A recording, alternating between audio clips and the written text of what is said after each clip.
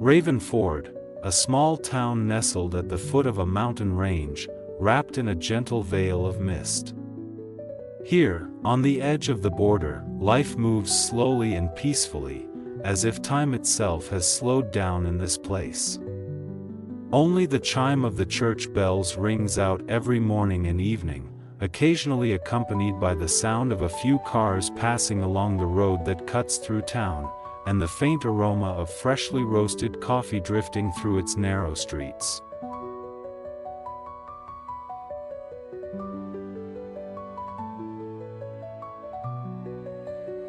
In the Ravenford town police force, there was a German shepherd named Max. Max was no ordinary dog.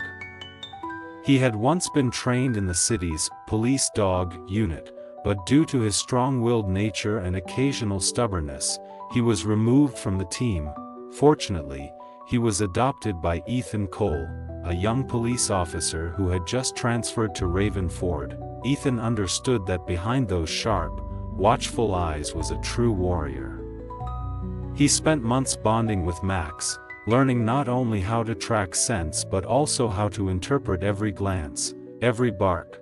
Between them now was more than a handler and dog relationship.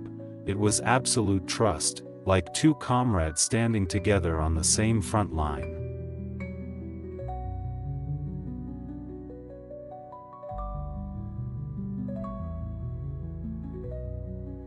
This morning, the town of Ravenford was as calm and quiet as ever.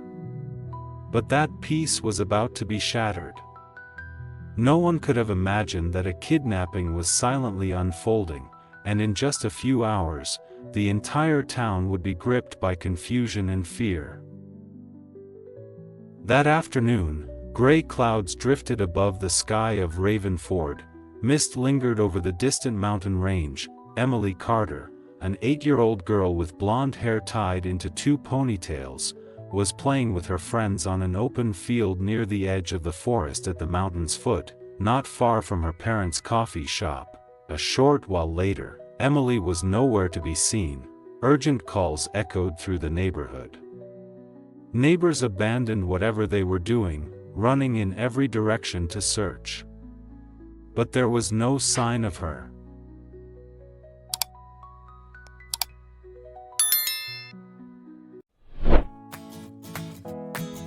After receiving the report, Officer Ethan arrived at the scene. The only thing he found was a pink hair clip, Emily's, lying on the damp grass along a narrow forest path. He glanced at Max. The dog instantly lowered his nose to the ground and took a deep sniff. Ethan spoke softly, "Find her, boy. Bring her back." Within seconds, Max shot forward like an arrow, leading the search, a search no one realized would stretch through the night, across forests, winding trails, and even beyond the borders of the town.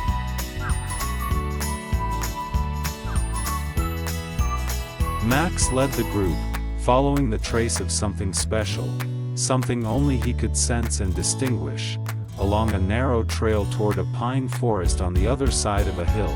His paws carried him swiftly through thick underbrush, past large rocks, over fallen tree trunks, and across a small, dry stream.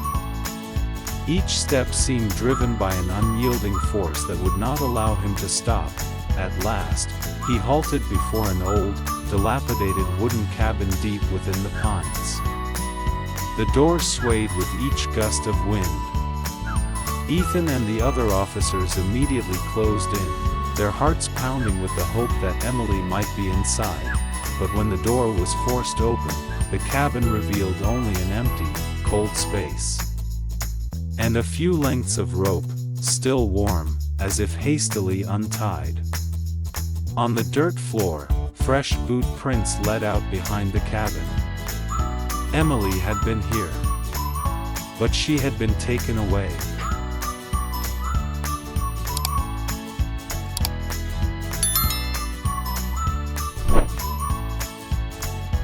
Max was back on the hunt. This time, he picked up a new cluster of scents, a mix of sweat and the distinct odor of cigarette smoke.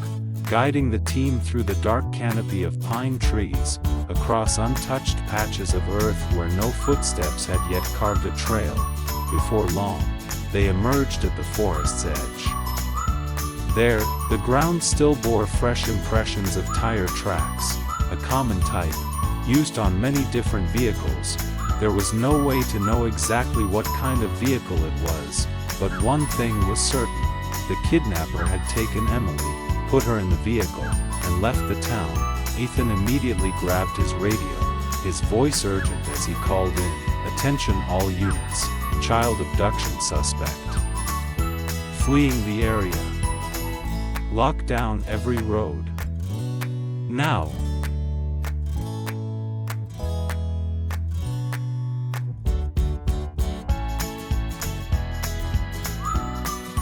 Night fell quickly over the town of Ravenford, bringing with it a veil of mist and a biting cold that cut through the skin.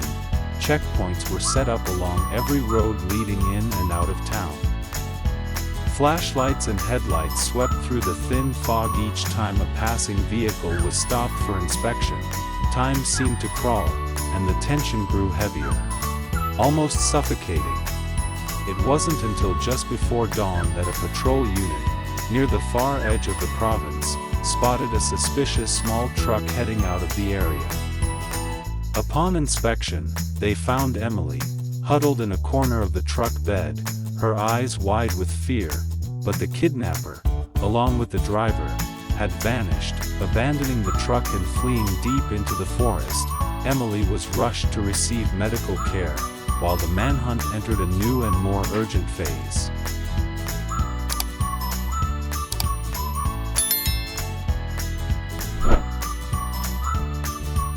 Once again, every ounce of trust was placed in Max. Without waiting for a command, Max took the lead, heading straight toward the forest. The kidnapper's scent still lingered thick in the wind. Towering trees formed a maze, but Max navigated through without hesitation. The police team followed closely, crossing a narrow ravine, over an old, creaking wooden bridge. At times, the trail seemed to vanish near a dry stream, the scent faint and uncertain. But Max's sharp nose always picked it up again, pressing forward. At last, as the pale light of dawn revealed the boundary markers of the border zone, Max and the officers caught up to the kidnapper, just as he was attempting to cross into the neighboring country. Without a single bark, Max lunged from behind, slamming the suspect to the ground and pinning his neck down, a precise takedown move learned in training school. All Ethan had to do was rush in and lock the man's wrists. The chase ended mere moments before the kidnapper could escape across the border.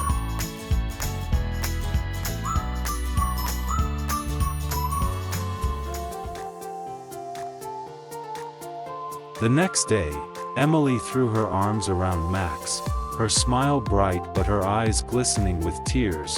Ravenford had never witnessed a rescue as breathtaking and intense as this one.